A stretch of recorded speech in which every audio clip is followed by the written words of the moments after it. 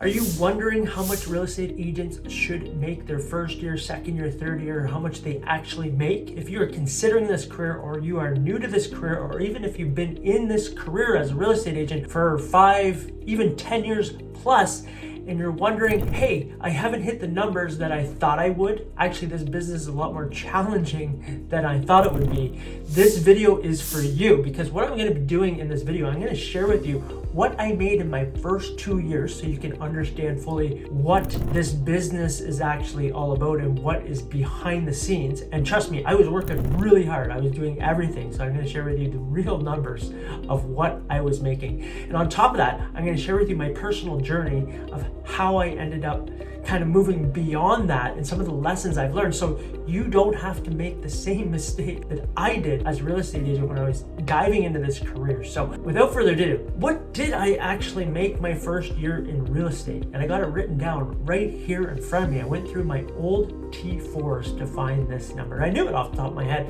And if you're been watching my videos, I mention it here and there throughout other videos and sprinkle it.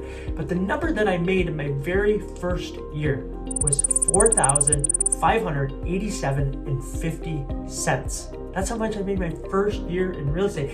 And please keep in mind, I was about 4 months into the year before I actually started working, okay? Because I got my license in April. Okay, at the end of April. So this was 8 months into my first year. I only had 8 months, okay? I made $4,587.50 my first year as a real estate agent. Trust me, it was a struggle.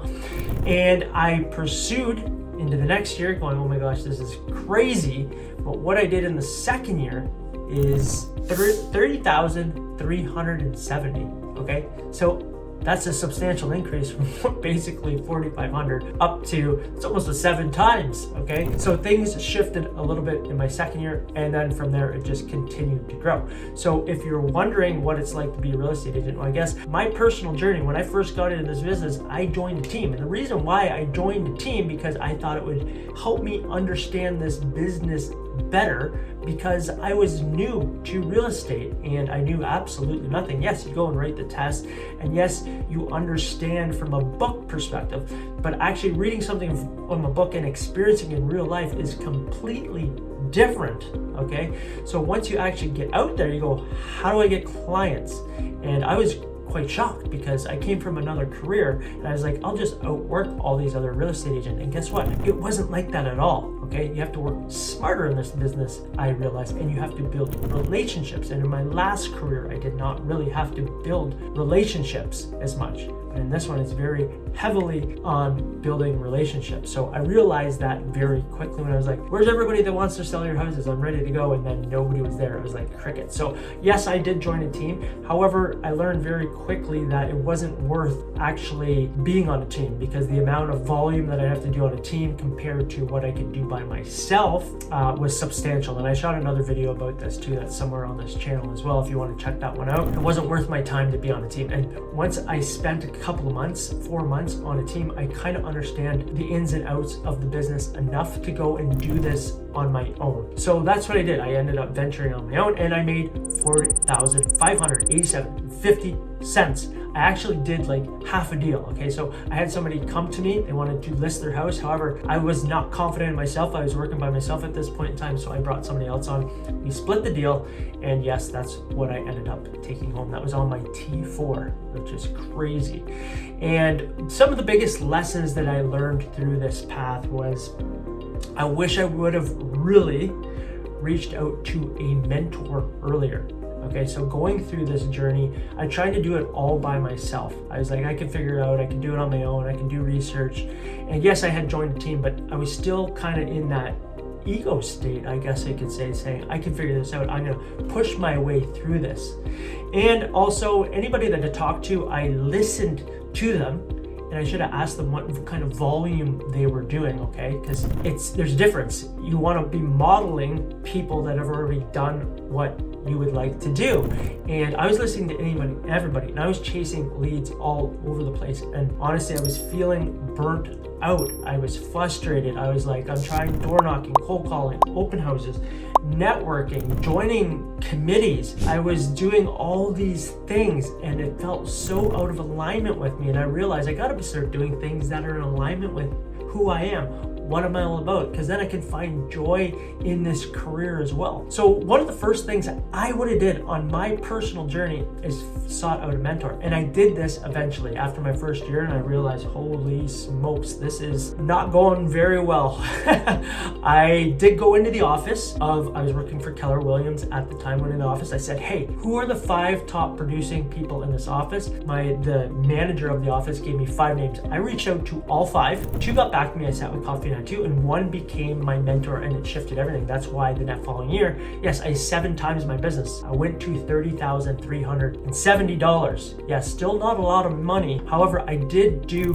6 deals in that year, okay? And still that's not a lot of money, but at that point in time, houses were still in my area, quite conservatively priced, I should say, and the area was a little bit depressed at that time. So I still increased, and that was through a mentor. I started to have somebody that I could call, I could rely on, that would be there for me when I had questions. And really, he was my mentor for 4 years, okay? And he used to always say to me too, he's like, you can lead a horse to water, but you can't make it drink. Meaning like, he can provide me with all this information and guidance, but I have to be the one to take action and implement this. Okay, so that's the very first thing that I would suggest. If you're struggling in this business, look around, look for a mentor, look for a coach, look for somebody that's already doing what you would like to do, and model them. Okay, Tony Robbins talks about this all the time too. Modeling people shortcuts your path in life to get there quicker, okay? Through their experiences, their mistakes they've made. And this is why I'm shooting this video. My intention is that it supports your journey so you can get there quicker to where you would like to be, so you don't have to struggle as much as I did. Okay, the number 2 thing that I learned along this journey was I had to create a standards list of who I work with and who I don't. At the very beginning, I was working with anybody and everybody, and righteously so. When you're in this business, you feel like you have to work with anybody and everybody. You take anything because you want the experience. But over time, what I really realized is I was working with anybody and everybody, and I seen like dollar signs on people's head. However, it was causing me a lot of grief in my life, mentally and spiritually, emotionally. It was draining me, draining my energy, because I am an introvert, and I don't like to label things, but I am more reserved, I should say, okay? I get my energy from being by myself. I get my energy by being at home. So when I was going out, I realized, okay, I have to do something here that works for me, because what I'm doing right now, doing all these things, cold calling, door knocking, open houses, all this stuff, networking, it's actually draining me. So I had to find something that works for me. So I created a standards list of who I work with and who I don't. So it made it very clear. So having clarity on what you do and what you don't do is extremely important in this business. It gives you power of who you work with and who you don't work with, okay? Because at the end of the day, you want to be energized in this business. You want to feel good about it. You do want to have fun and find enjoyment, or you won't stick with anything. If you feel pain all the time, and a lot of newer agents will drop off out of this business because they feel pain for too long. They haven't figured something out. That's why I say a mentor will really help you get there. That's the number 1 thing. And having a standards that of creating something that's clarity for you, that is in alignment with you. Because when you start to find things that you like to do, even lead gen methods that you like to do, you'll continue to do them. And then you want to double down on those things. You really want to double down on those things. So that leads me into number 3. Number 3 is having a system in place. At first, I was doing anything and everything. Like I said, everybody was telling me this. I'd ask anybody, another realtor, what are you doing? What are you doing? I never asked like what results they're actually getting, okay? Everybody's got a different experience. Everybody enjoys something different, and everything is not the same for everybody. And like I said, I'm a little bit more reserved. So what I found over time is online leads were my thing. I loved running ads. I loved creating funnels. I didn't mind following up with people. I had an intentional way to follow up with people. I didn't like the cold calling. I did that. I felt like it was a lie. I felt like it was interrupting people. I didn't want to be like that. I really wanted to make it meaningful and purposeful. Why I called somebody, because I was really attempting to support them in their journey. So through online leads, I was able to do that and build connections with people. And that's really because the location that I sell real estate in even now is not the location that I grew up in. So it's like dropping me in a new location, and I didn't know anybody. So I found a lot of peace and a lot of enjoyment in creating online leads. And that's what I do for agents now, is help them implement that into their business, because it's a system that is predictable, getting more and more people in front of you. And it can be another pillar in your business of how to get more appointments, get more listing appointments, and actually give value in the marketplace and create authority around yourself, and people actually get to know you, like you, and trust you.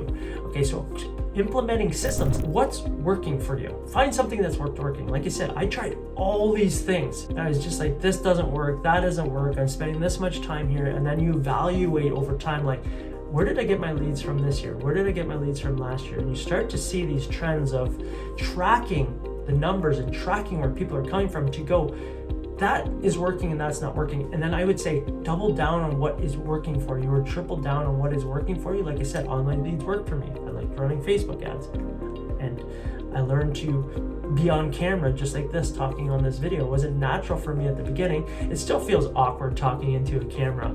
However, I do it because I would like to share my journey with other people, so they don't have to go through as painful moments as I did as a real estate agent in the beginning, and let you know that you will get there. If you are persistent, consistent, you will get there. And if you have a good heart and you're intentional in your life, you will get there. Okay, if you have the intention of really serving somebody, you will get to the path that you would like to go. So stick with it if you are struggling with this, or if you're thinking about getting in this career. Just know that this journey is a little bit rocky at the beginning, but the quickest way to get there is, like I say, get clarity on who you work with and who you don't work with. Find a mentor, and when you can, start to implement systems into your business. Okay, so this is my personal journey. You know, it has been a challenge over the years. However, it does smooth out over time, and it starts to quickly climb up over the years as you start to build more clientele and have systems in your place, systems in your business. If you enjoyed this video, subscribe to the channel, because my intention with this channel and mission is to make real estate simple so you can enjoy it and close more deals, and the journey can be a lot more fun in your real estate career. Okay, and if you'd like to learn a little bit more about lead gen, watch this video here. I'm Nick Doherty, and I'll see you on the next video. Bye for now.